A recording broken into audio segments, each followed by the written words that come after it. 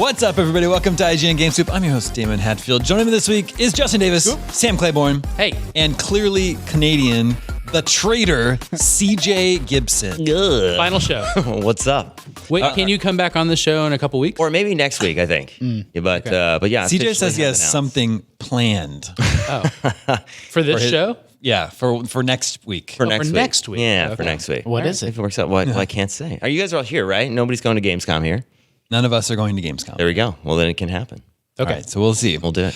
What we were just mentioning, you may have seen on Twitter, CJ posted he's leaving IGN. Yes, it's so when I actually post it on Twitter now, it feels very real.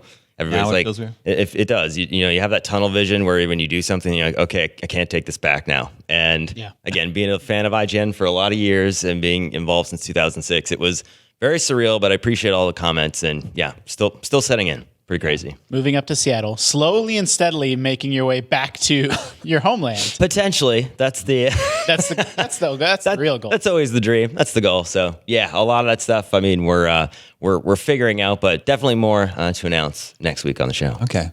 Yeah. I know it's, everyone, we always say, we're sad to see you go, but we wish you the best. I'm actually really mad at CJ. I don't wish him the best at all. That's fair. Not even hiding. That's been the sentiment. I will say, just being on the show the last how many months, and I am again having these moments where I'm just going like, oh.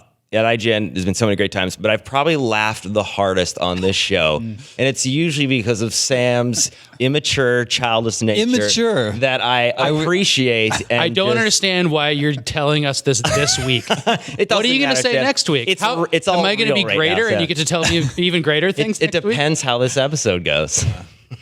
It's been fun cracking you up, CJ. It's been fun. Yeah, it's really, really good having you on the show. You've been, But the point is not to crack you up. The point is to win 20 questions, and I can't emphasize that enough. I think we've established that I, by far, am the worst 20 questions player of all time. No, you're but not. No, you're not. The record is actually okay. I feel like I help in the earlier areas. So. I forgot the most important part of our show, the August 1994 issue of EGM. I have to go and get it. There you go. Okay. I'd like to send CJ to go and get it. Yeah, I feel like It's on my desk. it's on your desk. Okay, do you want me to go get it? Yeah. As a producer, I'm going to go get it. You guys vamp. We'll be right Thank back. you, CJ. Do you know where Damon sits? I think I do. Okay. I'll find out. It's got Super Return of the Jedi on the cover. oh, sweet. But we're not going to vamp. We're just going to go. No, we got to go because we're going to have a little bit of a truncated episode this week. This week has gotten away from us. I posted this in the Facebook group yesterday, but when we were about to record Game Scoop, the door to this studio decided to lock itself. No one could get inside. And in fact, one of our producers, Brian Malkowitz, was trapped inside for about 30 minutes. We had to call a repairman to come and My favorite thing remove about the door. So I was chatting with Malkowitz about a work project, and he's like, "Oh, I can't get to that right now. I'm stuck in the studio." And I'm like, "Oh, there's a shoot running long or something." But no, he was literally trapped in the studio, which I did not find out until I'm looking for escape routes. Do you think you could climb up and over any part of this? Anne, who sits on the other side of that wall, says she can hear us when we're recording this show. So maybe through that way is our escape route. Well, I know she's a big fan too. So. She's a big fan. tap the different parts of the wall, find the hollow parts. Shout out to the person in the comments on my post on Facebook who said he must just not have killed all the enemies in the room. Well, sometimes too, it's just like you just have to restart that room thank you, because CJ. something you didn't trigger, the game doesn't know, and then you have to. Malkowitz, are you still hearing the combat music? Yeah, exactly. Okay, we're going to dive into that issue of Electronic Gaming Monthly in a little bit. But first, let's talk about one of our absolute favorite topics here on GameScoop, Nintendo Entertainment System cartridges. Nice. Naturally. One of the most expensive and the But we're most... talking about this. This is a Seattle story Ooh. related to There you go. CJ's feature. We're actually talking about a used game store in Seattle, which I guess we can say now that's where CJ's going to work. Yeah. A used game store. That would be so cool. Heard it here first. A really good position for an associate manager. Exclusive. Stop opened up. CJ, what's the going rate of Super R-Type? Loose. Let me check the magazine here. No. Worn labels. He can't even make a joke about it. He has no idea. No idea. I would say $10. That's it? That's pretty generous. Super R-Type. Okay. Loose. Okay. Just the cartridge. The reason we're talking about NES carts is a very rare NES cart was traded into a used game store in Seattle. last week, I guess. Yeah, no, this week. It was just a couple of days ago, and then it was immediately resold because that market is so hot right now. But the Nintendo World Championship cartridge, like ships cartridge, we get to report on this frequently because it's just like it's very popular with our audience, which is cool because it's like a notable holy grail of collecting. That, and I would say stadium events, that's a really rare NES game and stuff like that. There's been a lot of talk recently too about a Super Mario Brothers cartridge that went for $100,000 recently too, which is silly. And the reason that that's happening is that there's just the video game collecting market is just exploding right now, and it has always gone. Games have been going up in value for a while, but now it's really hot. And the reason why people want this game is that it's a Nintendo issued gray or gold cartridge, and there's only so many of those. There's only 600 and change NES games that you can call officially released. So if you want that full library, you have to have this game. It's like a silly collector's mentality. I have it, of course, to have the full swath, right? And then you can add in I also have all the bootlegs and I have all the in boxes and manuals and everything. But to have the full cartridge collection, you would need to have this. Technically, to me, I think my favorite thing about this story is that the person trading it in didn't know. They just thought that they're going to get $5 or $10 for this NES collection, and it turns out they had something worth over $10,000, and they had no idea. So they brought in a bag of games from the NES era and Nintendo 64 games, and the buyer Cody, who I interviewed for this story, and released also a great just recounting of it on his YouTube channel, DS Koopa. But you can check that out. But he told the story, and it's really cute. The guy brought it in, and he just had to say, "Are you pranking me?" Yeah. I just need to ask, are you pranking me? Is this a camera thing or whatever? Yeah. And of course, the guy who wasn't pranking him was like, yeah. What's going on? Are you pranking me? So then they're just both probably thinking who's pranking who here? That's awesome. But then he said hey, I think you have something really valuable. And then just went through the whole thing. I'm going to research it real quick and give you a price. And, he gave him, now that price is public. He bought it from that guy for $13,000. Wow. And it's probably, you can see the labels off a little bit. And it's just kind of, it was in a bag of games with third party Nintendo 64 games. And how did that guy get it? He didn't know what he had. How did he get it? He said he used to just buy groups of NES games, just kind of amassing them. But here's the thing about the Nintendo World Championships cartridge is that we, for a long time, would repeat the untruth that it was only available to contest winners and for also a contest in Nintendo Power. Yeah, there's a different version. This apparently a bunch of those copies are out there because we know Howard Phillips, who was a Nintendo employee at the time, has some. He had multiple ones, and then there's just other ones that Nintendo, I think, just kept and gave to employees eventually because they ran a bunch of contests with this cartridge, all over the place. So they didn't just give them all away; they gave away a number of them, and now we know serial numbers are higher than the 100, in 16 that we originally thought. So the one he brought in was serial number 302. It probably indicates that just came out of Nintendo. Headquarters at some point, went into somebody's house, went into a box of games, went to a Goodwill, went to him. And then it's also known that they've already sold it to someone. It is known. Right? Yeah.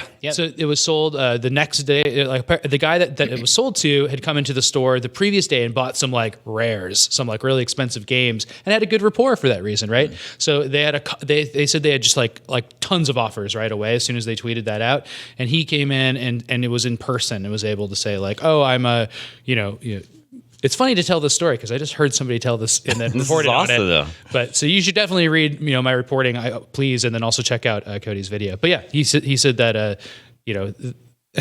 that they just sold it to that guy because he had a good repute with them. Yeah, from past that's the part that gets me is if you find out that you have something that's worth over $10,000 and someone behind the counter says I'll give you $13,000 for it right now, how are you yeah, sure, instead of being meh. I'm gonna take a sec. He did. He said really walked him through it. He's this is worth from what I can tell, $15,000 to $20,000 in good condition. And here's a really good condition means this and this and this. So you have to take condition into account. Did they try it out? Did they try to? Yeah, Cody at Pink Girl did try it. He got to play it. He said only the second. You have to plug in the second controller to make it work. And he was really confused by that.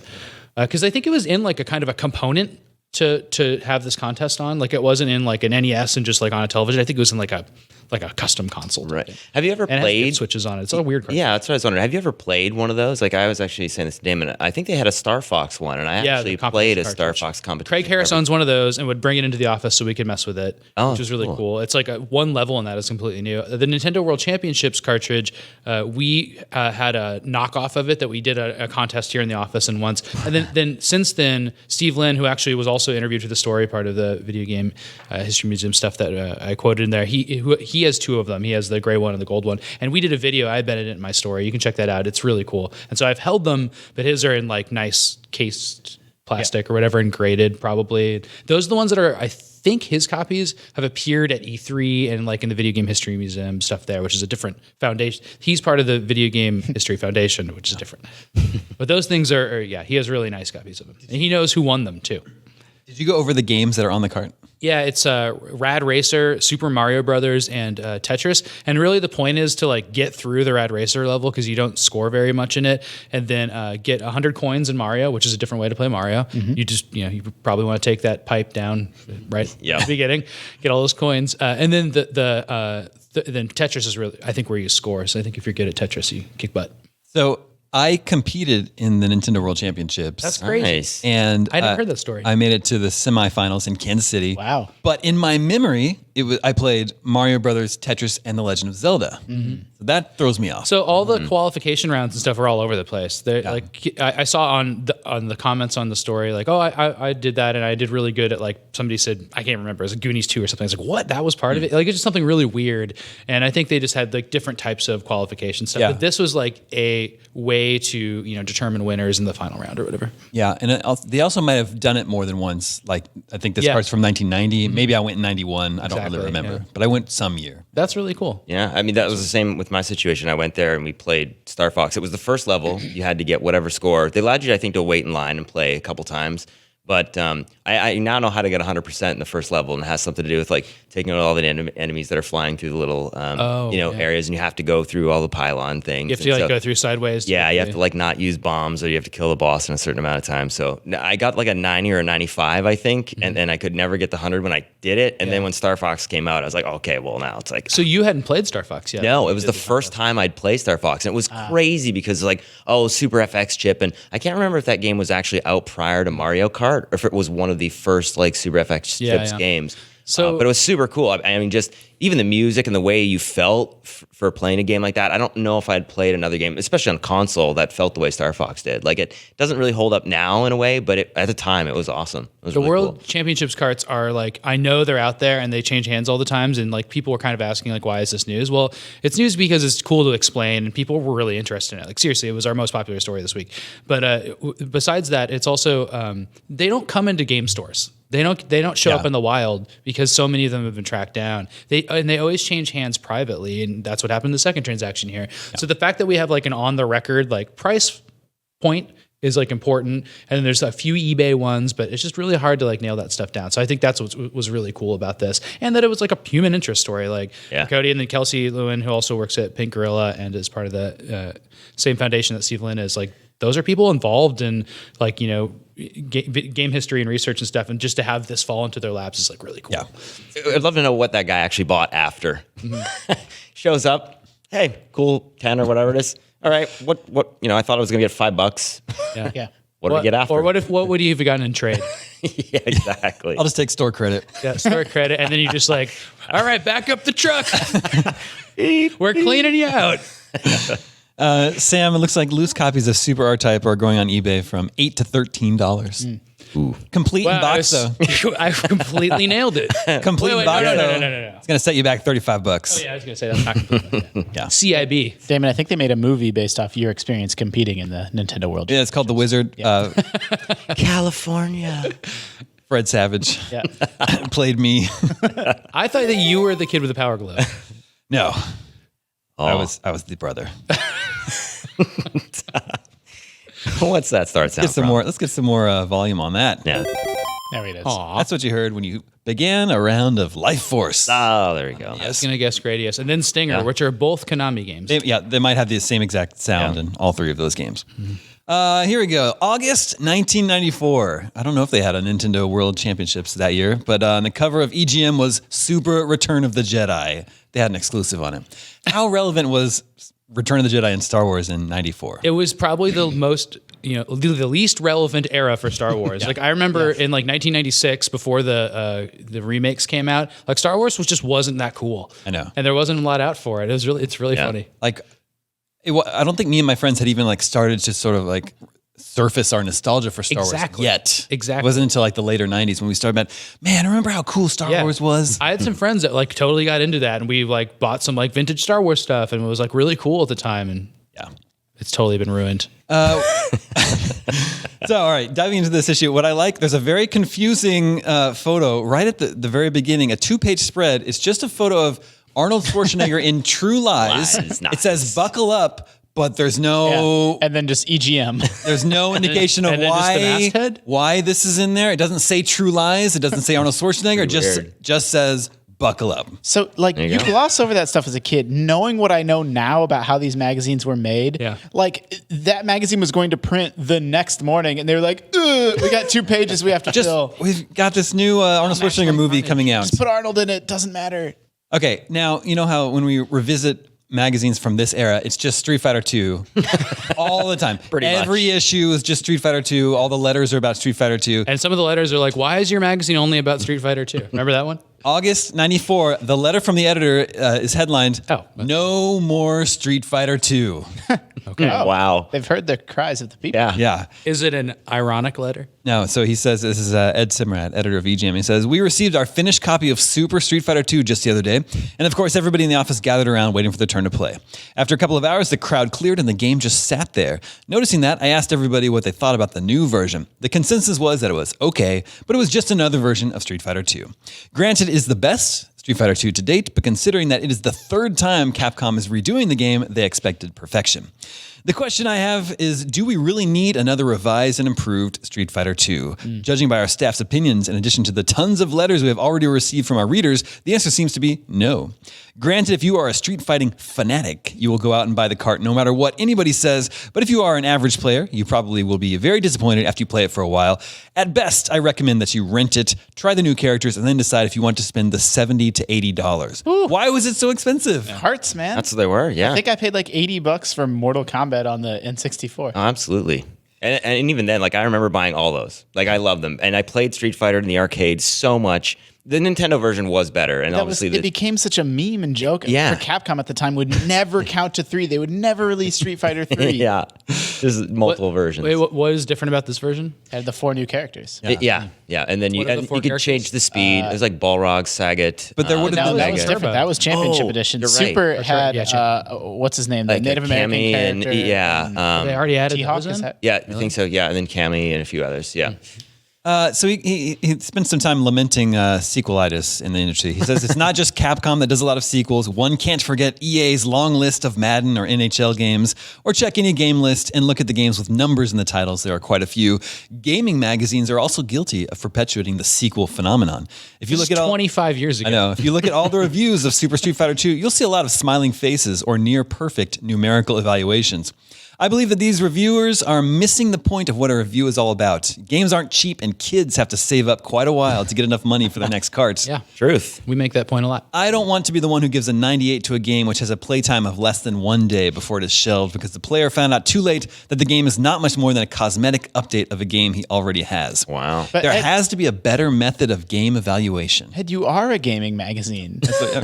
So he says, where do we stand? In our reviews, we're going to start taking into account this type of excessive game program repetition and sequels. It's not an easy task, as it is going to be subjective at first. Our goal is to take the average player into consideration, the one who already has a Street Fighter 2 Turbo or a Madden 94. Blah, blah, blah. But I just think it's interesting that they're addressing this, and then they review Super Street Fighter 2 in this issue, and we'll see how that... It's a pretty thorny issue. Exactly. It's like Street Fighter 2, one of the greatest games of all time. Super Street Fighter 2 is a better version of it. It's the same price. Yeah. But it's hard to know how to score something like that. Still would be today. Here in the letters to the editor, there's a great letter from a reader in New Mexico. His name is Ian, and his letter is called Nintendo Manifesto. His letter reads, "What is this? You are always putting Sega down. Why is this? I'm really ticked off. Every Genesis game usually gets poor ratings. I saw the ratings for World Series Baseball, 8.7, 8.76. That really got me mad. It should have at least gotten straight 8s. But do you really want to know what makes me mad? The ad for the Super NES Smashing. It asks which system has a European porcupine for a mascot. What in the hell kind of question is that? That porcupine could rip Mario to shreds. And the ratings for Street Fighter II Championship Edition for Genesis are all wrong. My brother has the game, and just because it doesn't have the color and sound the Super NES has, doesn't mean it's a bad game. Yes, it does. That ticks me off. The control is excellent, and the moves are easy to do. And unlike the Super NES, you don't have to do a trick to get 10 stars, and it has a group battle. And every kid I know has a Genesis. And at least Genesis has a rating system and blood on their games instead of sweat, like on the Super NES. The sales are 63% Sega, 37% NES. Oh, wow. Oh, in issue 58, the new Game Boy is a stupid idea. Because if you own a different system besides Super NES, how is it going to work? I own a Genesis and a Game Boy, and I will not spend more money to go and buy a Super NES and a new Game Boy. And which system has a CD? Genesis. I'm sorry, but Genesis is the better system. Oh, and do you know when Super Street Fighter 2 Turbo is supposed to be out? I can't believe you found my letter.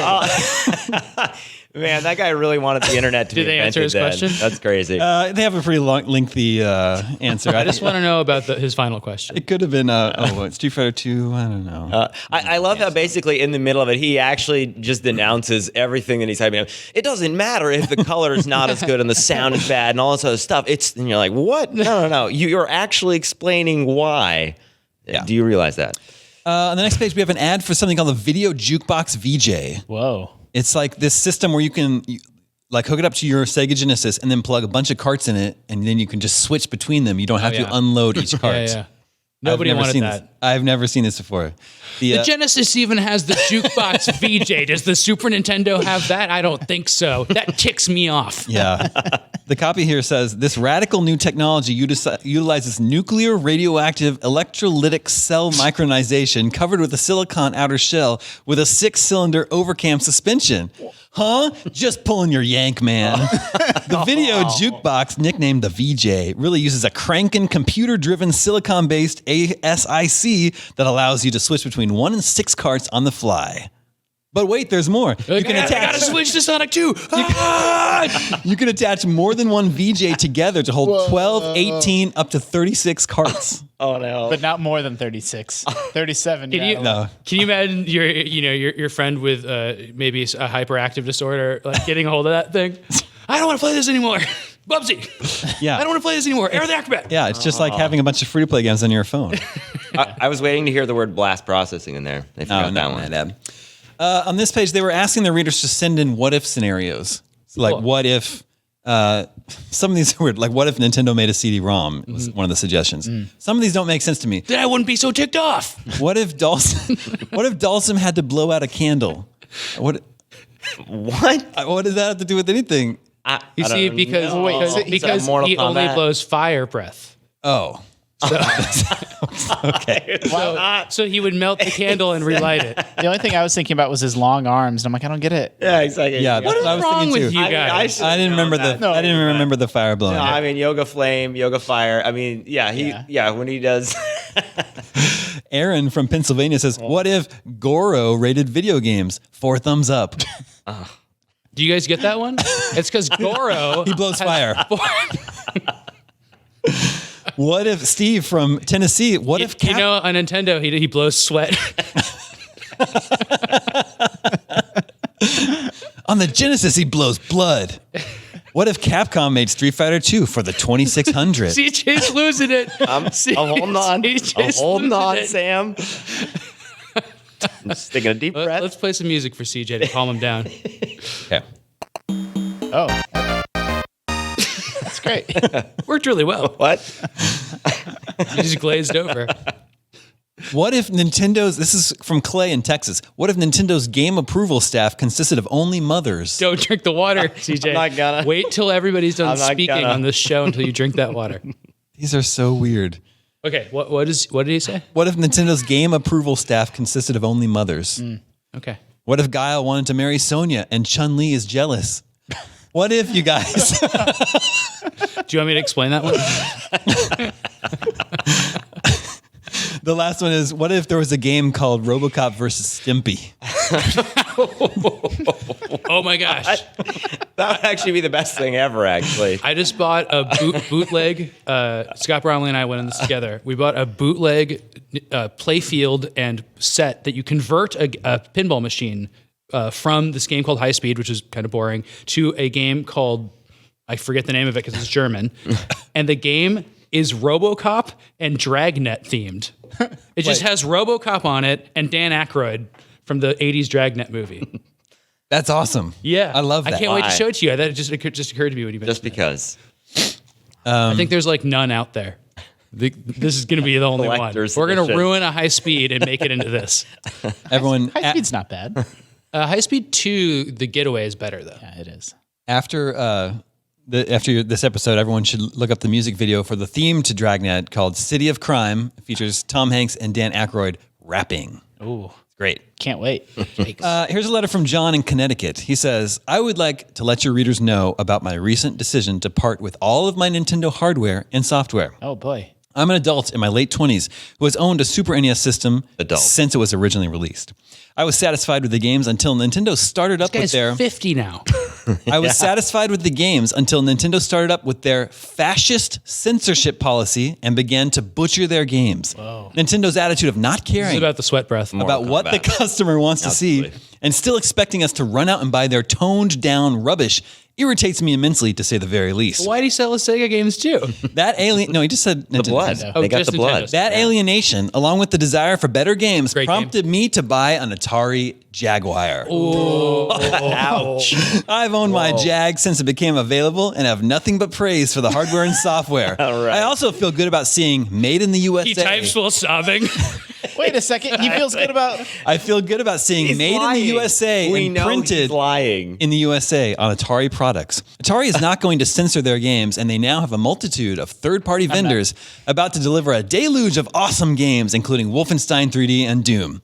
Since I received my copy of Tempest 2000, I have sold all of my Nintendo carts, and the money from said sales will be going into a Jag CD-ROM system when it becomes available. Ivan had this weird cart that was from the Nintendo World Championships that I sold. Not wishing to propagate the Nintendo obscenity further than necessary, I destroyed my Super NES deck with a sledgehammer and left it outside to rust in pieces. Oh my gosh. To close this letter, I wish to state for the record, I will never give Nintendo another penny. Their Project Reality that is alleged to be in development is supposed to be cutting-edge hardware. Who cares? If you can't play the kind of games you want on it, the system is useless.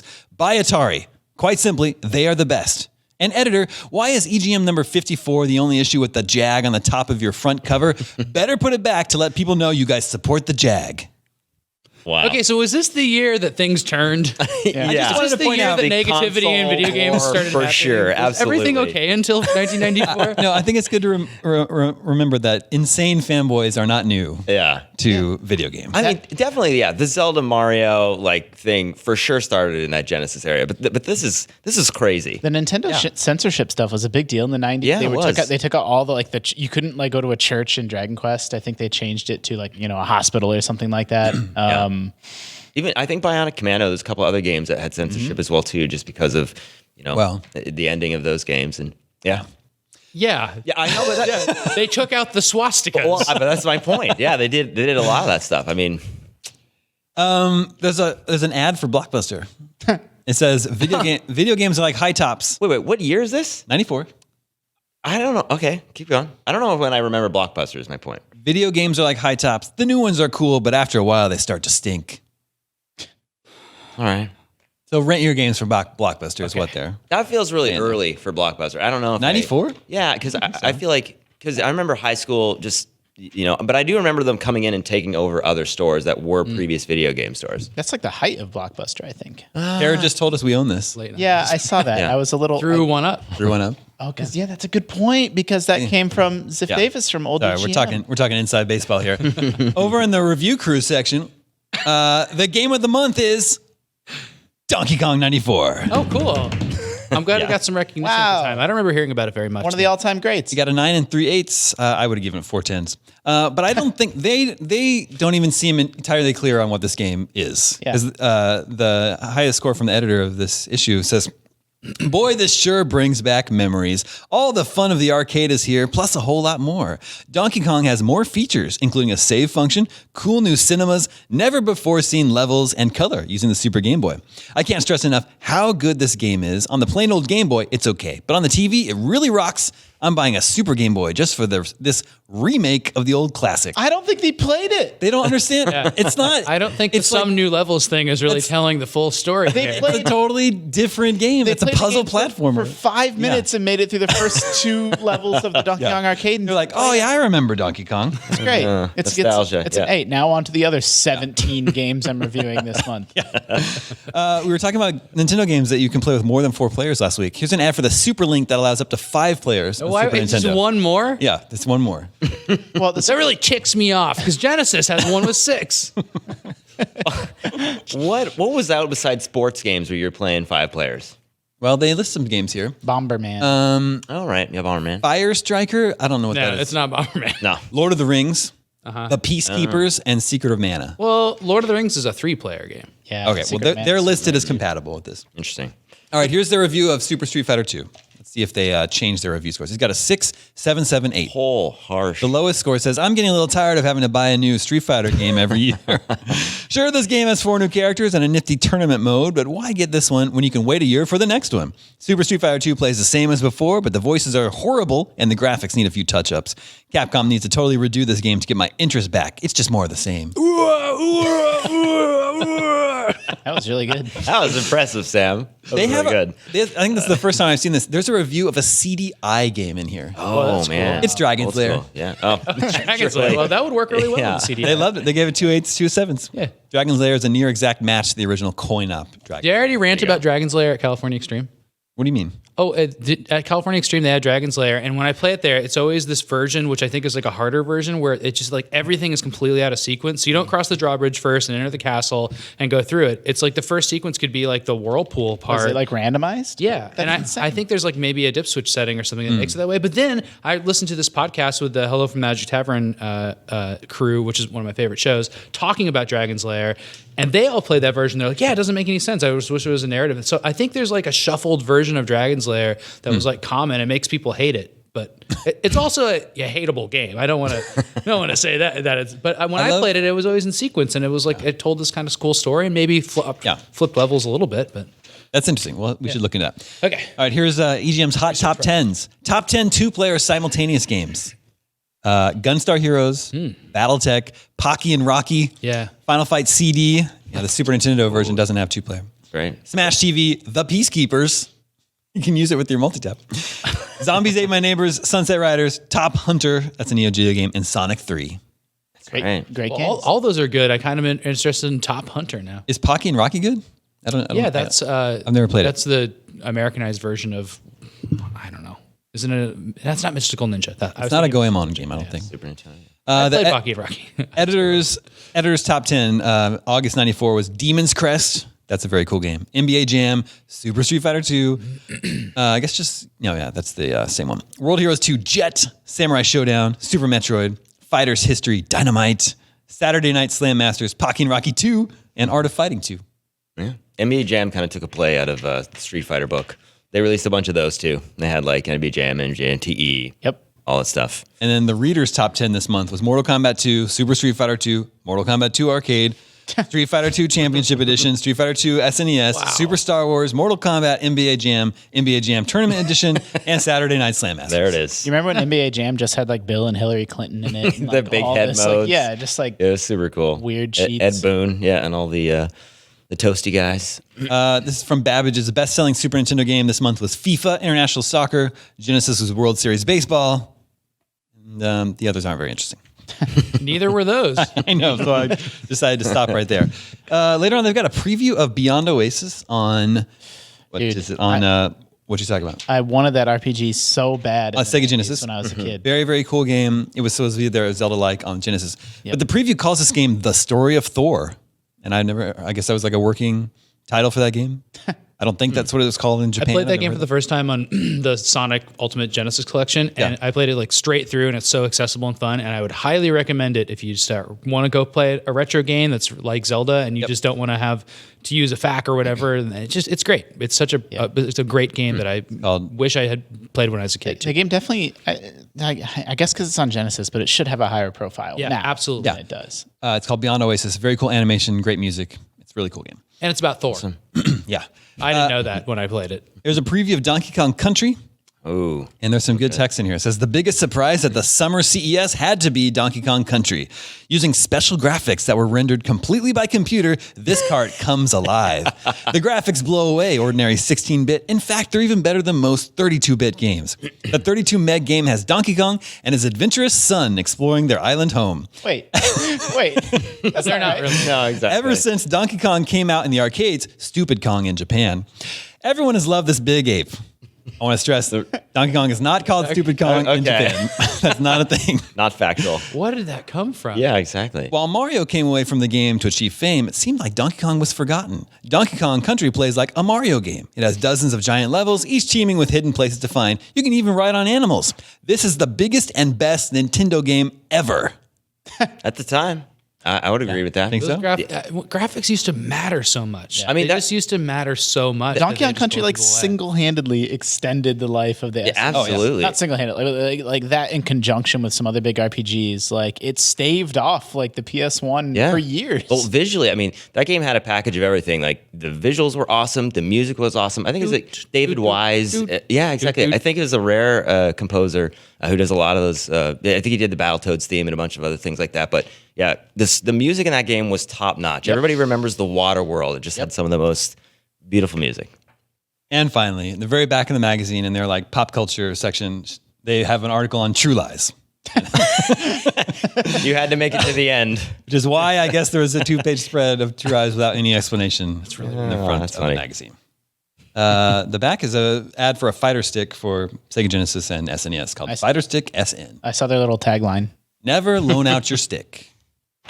The 90s. It doesn't even work on sort of a dirty level. Yeah. No. That was August 1994. EGM. I think that's all the time we have. No, we're gonna play 20 questions. Yeah. Let's do it. That brings us to Video Game 20 Questions. Zelda Our 2. suggestion Zelda 2. this Zelda week 2 comes level from, up. I'm glad you guys got that. Our suggestion this week comes from Joseph in Covington, Kentucky. Let the questioning begin. Could this game have appeared in that issue of EGM, the 94 issue of EGM? No. Oh. Ooh. Could this game have appeared on a system that would have made that guy real mad in that first letter? Could it have? Oh, Yeah. couple tossways Like, here. later in his life, would he be like, oh, I'm so ticked off that game is on that system? I think the answer is no, if I'm understanding what you're asking. I really Was this want to on a get this Nintendo one, system? guys. That's what I was asking. This game was not on a Nintendo system. Okay, so whatever, the angry guy is just, he's in the clear. Was this, I feel like if I ask this question, I might be able to figure out a 10-year span. Is this post-2010? Launched originally post-2010? No. Okay, so then there's like a 10-year 94 to 2010. Nice clean window. Oh, I mean, I didn't want to, we would have done the same if I asked 2000. So. This game come out on a optical medium. Yes. Okay. Might be Xbox, PlayStation, You one go or ahead. two. Yeah, let's go. How do I ask the question? Was this a console exclusive? No. That's 5. We're in trouble here. Yeah. We're missing some shots. I don't even know what to do. Like 94 to 2010, not on a Nintendo console, not a console exclusive. I mean, we need to know the era. Was this game released on last generation, like PS3? No. Oh yeah, I see what you're saying. Yeah, Oh. Is that too? No, because 2010 encompassses some of that, I guess. some of it. Yeah. Well, yeah, that's helpful. You're to me. right. Like, is it PS3, Xbox 360 generation? Yes. Okay, nice. So a later one of those, which is good. Yeah. Well, But yeah, what else is it? I mean, Wii is Slightly- also in there, maybe? earlier one of those. Oh yes. Of Oh, but course. wait, Yeah. you asked optical disc and it was yes, right? Mm-hmm. Okay. So it's not one of those cool downloadable games. Yeah. And it's on multiple systems, but not Nintendo. So one of those nice, good looking 360 PS4 games or a PC game or something like that. PS3. I'm going to go again. Was this game developed in America? Not America. But not By America, I mean the United States. Not the United States. Okay. Just keep burning those questions. That was the same question. That was a clarifying question. A qualifier. Yeah. So it's like Mirror's Edge or something developed in Europe. Does this Ubisoft? Yeah. Yeah, for sure. Does this have 3D graphics? Yes. Okay. Is it first person? Yeah, that's going to be my question. No. Wait. I'm sorry. First person. Yes. Okay. Wait a minute. Is it? Oh my God. Uh-oh. We broke Damon. Yes, it is first person. It's just been a long time since I've Do you want me to look it up for you? Just tell me the game. Yes, it is first person. Okay. I had to check myself. First person. You almost wrecked yourself. Yeah. I feel like if we think protagonist here, or a main character. You can ask if you can play as a lady. Or Yeah, exactly. Yeah, that's what I was thinking. Or 'cause an if animal. it's- Yeah, do you play as a human character? Yes. Okay. That's 10. Is this a Tom Clancy game? Yes. Oh, nice, Justin. This is probably like Splinter Cell or Ghost Recon. Yeah. It's probably Ghost Recon Advanced Warfighter. Yeah, 360 would have been Ghost Recon Advanced Warfighter 1 or 2. Well, so we can narrow down Tom Clancy. Is this a Ghost Recon game? No. Okay. So there's Rainbow Six. Yep. It's probably. Vegas. Yeah. Is this a Rainbow Six game? Yes. There you go. Which one is it? I didn't play any of those. So it'd be New Vegas, I think. And then It's just Vegas. sorry. I'm getting love New Fallout. I know. Vegas. I'm getting some of this mixed up. Yeah, what other Rainbow Six games were out in that era? I mean, I don't know that franchise that well. I never played them, but there was just 1, 2, 3 Vegas. Yeah. You know, and then they spun out from there. Yeah. It's probably Vegas. It probably is. Does this take place near the Hoover Dam? Yes. There you go. Is it Rainbow Six Vegas? Yes, it is. Oh, that's great. Nicely What job. the heck made you ask if it was a Tom Clancy game Because instead of a we knew- Ubisoft game? Well, I because you said it was first person. I don't know. I The was confusion over the first third. well. We already knew first person. Yeah. Nothing made me ask that. That was my way of asking if it was a Ubisoft. But it wasn't a console exclusive either. So that's those are pretty and popular. a lot of at the that time. a lot of the non Tom Clancy Ubisoft games appeared on Nintendo consoles. So like Prince of Persia was on Nintendo, and so was Beyond Good and Evil, and like the other stuff they were known for. Where was that developed? Ubisoft Montreal. Montreal. Yeah. The only reason the first person question tripped me up is because the feature I remember the most is that you could use the Xbox 360 camera to take a picture of your face and put it on your character. And when you when you snuck up to a wall, then the camera would come out and you'd see your character on the that way. yeah. But I think the rest of the time it's in first person. Yeah, that may be one of those franchises. Again, I haven't played them, but I think they bounce around between perspective. Maybe. Yeah. Anyway. They used to have a tactical mode where you could place, really choose what do you want to make your point of infiltration, and Yeah. Those are really good games. They were good. Thank you for the suggestion, Joseph from Covington, Kentucky. Remember, you can always reach us at the email address, gamescoop@ign.com. That's all the time we have today. We have one more episode with CJ next week. Right. Make sure you tune in for that because CJ says he has something planned. So we'll see.